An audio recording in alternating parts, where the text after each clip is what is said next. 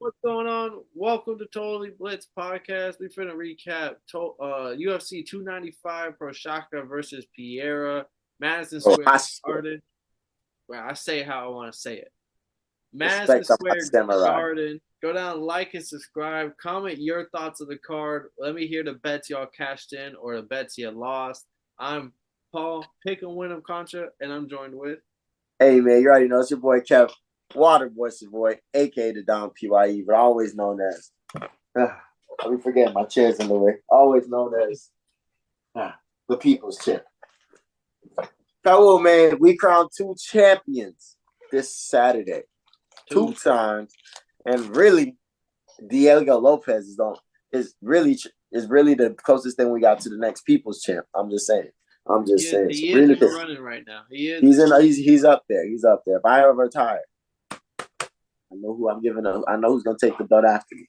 But this fucking card was insane. I saw a stat that it said there was only 21 minutes and 33 seconds of fight time because there was all the cards ended in KOs. All the fights ended in KOs for the main card. 21 minutes.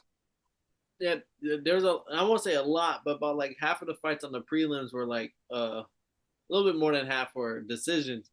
But then when you got if you was just a main card watcher, you came in off of work, got in real late, just put on the main card.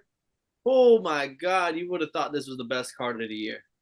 Bro, this card was insane because I'm him. I was at an ASU pageant. ASU is the African Student Union. I'm over here looking for an African wife. You know what I'm saying? I heard they got them out there. But I don't know what country I'm leaning towards yet. Ghana's caught my attention. That's all I gotta say. But I came in for the main card and I was like, yo, these motherfuckers is crazy. Diego Lopez comes in this bitch. Boom. Gets him up out of there. Benoit St. Denis. Boom. Gets him up out of there. Jessica Andrade. Do-do-doof. Do-do-doof. Do-do-doof. Gets her up out of there. My dog, Tom Aspinall. Got that nigga up out of there. And then everybody, our cousin, everybody's favorite hater, the biggest, the nigga that loves to hate, Alex Pereira, got that boy up out of there. That shit was insane, Powell. This is a great fucking card. Hey, card of the year. I can't give it the card of the year, but I will say probably main card of the year. Main card of the year. That's all I needed to see. Main card of the year for sure. And it was one of them where I'm mad my boy Sergey lost. That hurt a lot of my parlays, but all in all, I was sitting there. This was well worth every penny.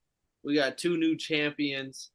We Diego Lopez, like you said, closest thing to the people's champ, taking care of business. And I gotta toot my own horn. I told you, and I told the people who was listening, everyone's gonna think the submission. Everyone's gonna think he's gonna go. If you see the KO odds and they big, take them because I think he has enough to. They both are equal on the ground. He's gonna be able to knock him out on the feet. And we saw in the first round, he had to chase him down. They had Sabatini running, and it ends up getting the KO. His ass flung across the cage. Enough punches later, fight's over, and our boy started off the main card with a fucking bang. Shout out Diego Lopez. The fact that he chose to stay, that his game plan was to stay on the feet and finish on the feet, and he did that with dynamite in his fucking right hands, was insane. And that shit got me too lit. Sabatini was rocking a nice little win streak too. Like Lopez, Lobo's gym trainer for BJJ, has a lead BJJ, can stand up on the feet with you, can take fights on the short notice and make it super competitive. Like at this point, like you might as well just push him. If I'm Dana White, I'm pushing this guy to the moon. Like who do you want to fight next? Oh man, I don't know.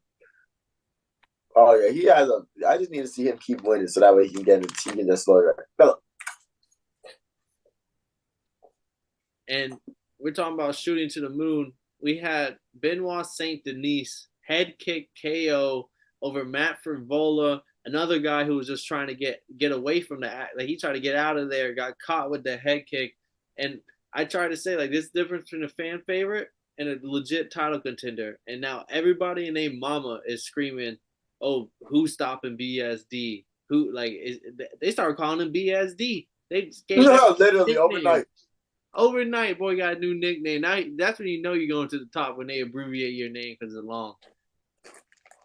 Nah, I mean, he's definitely putting on for France right now for sure, and he's looking really unstoppable, and he's all finishes right. Yeah, straight finishes, like 4 straight first round finishes. Like he's looking really crazy nice with it. So we'll see what he does now. That he's definitely got to go in the rankings now, and what he does with that, we'll see.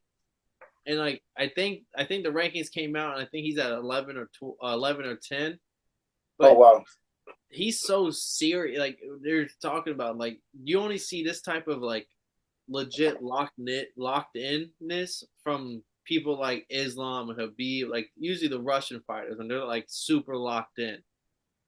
This guy's from France, and I think it might be the special ops background from like military, because like he seems to be like legit, like by any means necessary, like we'll get the job done. facts. And that head kick was a thing of beauty.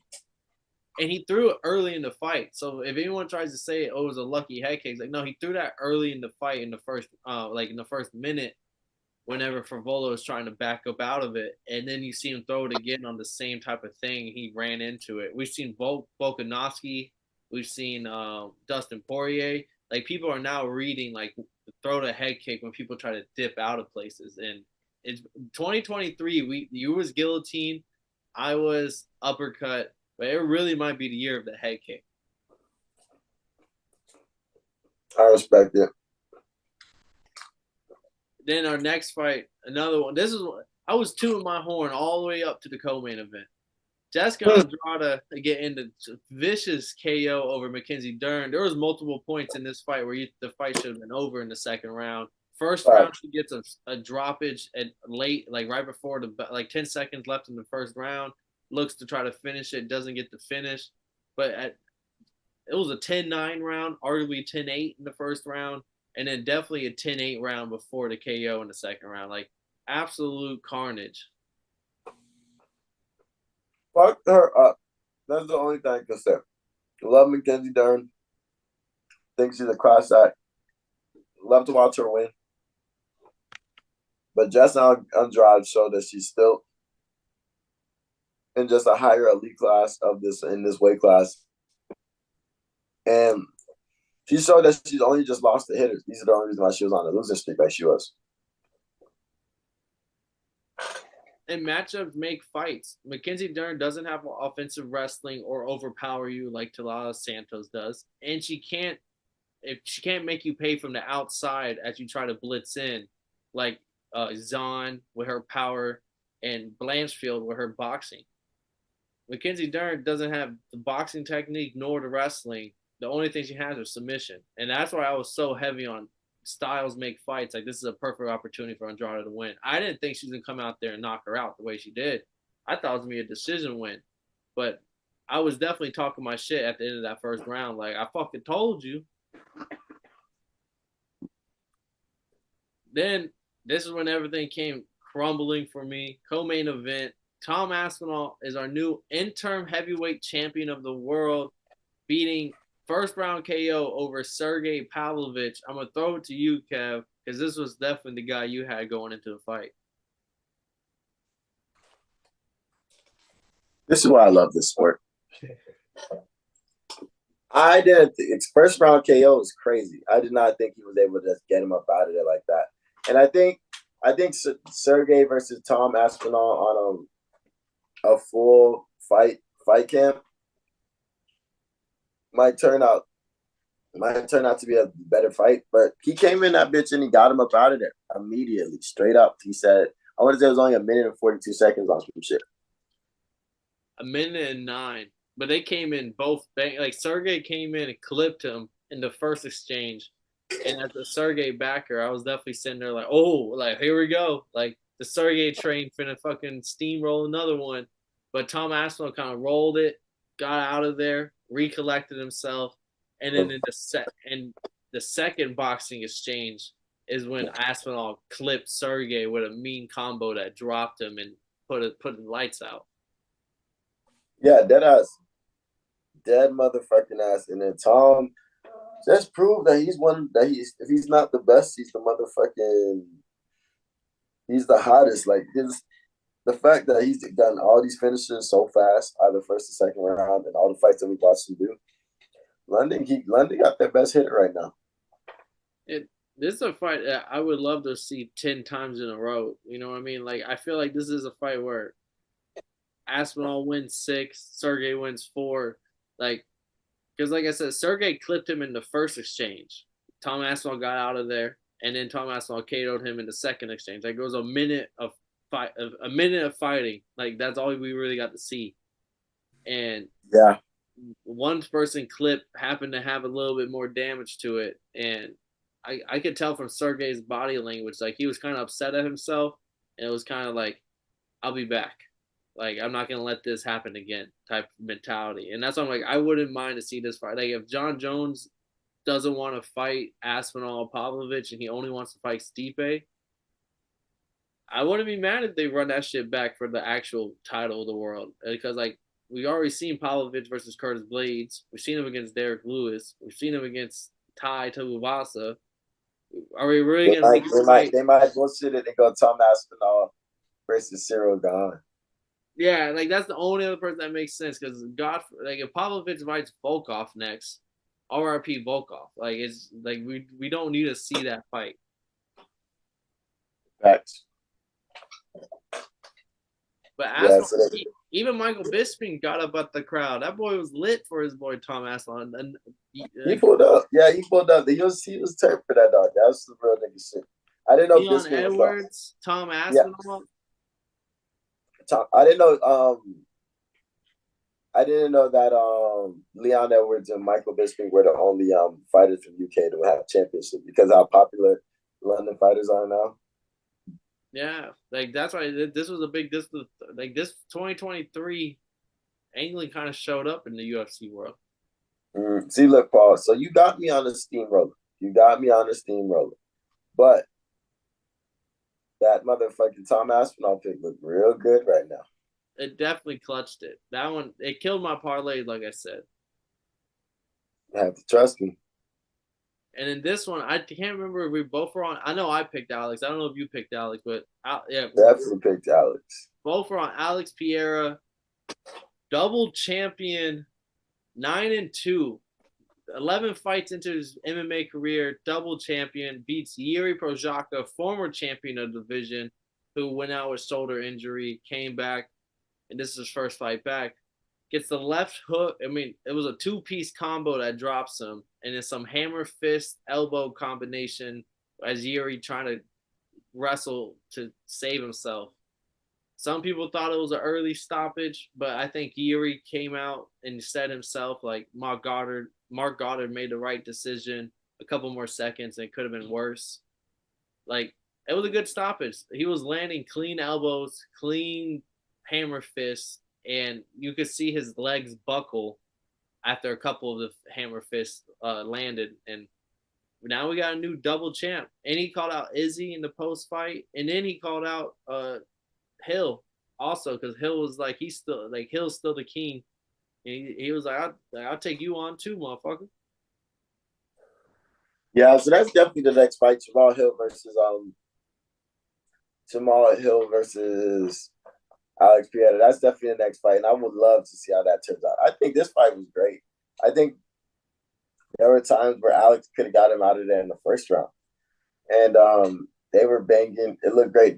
The stare down between these two was so intense. Like, so Yuri is a true like monster killer warrior, but he looks so nice at the same time. Very similar to Thor, like on the Avengers. Like, he's a lightning god, but he looks pretty fucking cuddly. Yeah, he looks so clean, but when the fight started, some of the punches he was landing, I felt like was hurting Alex because Alex, I feel like he's just older and it's just a big division. Anybody's punch can hurt, and Yuri does got dynamite for hands, but Yuri's shit was looking, I feel like, so crazy. You know, like he's throwing You're shit. crazy than usual. Yeah, like he was throwing shit from that was not like he was missing by a mile, like throwing an uppercut from the hip, like with like no setup, the straight uppercut from the hip that missed by a mile. And to me, it was almost like it was almost like a bad look for MMA strikers. Like this is your dynamic striker going up against a kickboxer, and he's throwing this bullshit. Like then a couple of them landed in the second round where I was like kind of like, oh well, when it does land, it definitely he has power and it's hurting him. But then also he gets caught with like a check left hook, right cross, and then the next thing you know he's like on his ass like sideways because like it like the like, I don't know if you saw the replay in slow mo, but like he lands the right, then the left, and like he kind of just goes sideways, like his whole body, like he just drops, and I was like, yeah, like damn, like that's the difference. Like that was the difference between MMA striking, being a fun dynamic striker, and doing kickboxing for 20 years of your life. Like you can't throw all that fun stuff and not eventually get caught with something that might just be the most basic thing in any kickboxers or every kickboxer got that check left hook. Yeah, that shit's fine. I'm glad. I was a good. I was very satisfied with the main card. I was very satisfied with the main card. I was very slight with it. It was pretty smooth. But the Yeah. coolest thing about it was when he did call out Izzy. That boy said, "Israel Adesanya, come to daddy." I was like, "Oh, this nigga disrespectful." Oh, but did you see the person? Someone on a Twitter Portuguese person broke down the video in like into English, and apparently it wasn't him just calling out Izzy like "fuck you, Izzy." It was more of he was like back when I was at my lowest. I saw an interview where Izzy said like all Alex Pierre will ever have is like he'll be in a bar drunk and sad talking about hey I beat that guy, I did that back in the day, and he was like it, and he was like and it kind of hit me because I was that guy at the bar drunk as hell, and I was looking at the screen seeing Izzy do everything, and he pulled me out of my darkness. So Izzy says he doesn't want to fight for a little while, that he's not right. I'm gonna pull you from your darkness. Come fight me, Israel Adesanya. And then that was it when it was like translated into English, and I was like, damn, that boy Alex Pereira once again doesn't speak any English, but he is once again a fan favorite. I had nothing but love and respect for him because he did it. He did it. He did the damn thing. The first ever light weight is middleweight champ and light heavyweight champ, and he did that shit in 11 fights. You gotta have nothing but respect for him because not only did he do it chasing Izzy, he did it on his own merit. So that shit is gangster. Yeah, and we'll catch him again because we'll see what happens in the light heavyweight division. Maybe Hill comes back. We get the Pereira fight. If not, Jan wants to fight Pereira again. And then same with the heavyweights. Well, maybe John Jones is gonna be healthy. We get John Jones versus Aspinall. If not, the heavyweight division is kind of up in the air. But if you stay tuned this long enough, go down, like and subscribe. Comment your thoughts on UFC 295. It was a banger. Main card definitely showed up and showed out. You was a late time casual. You definitely got your money's worth. I'm Paul Pick'em Win'em. I'm joined with Kevin Waterboy Savoy, and this has been another recap of UFC 295. And y'all didn't know? Now you know, motherfuckers.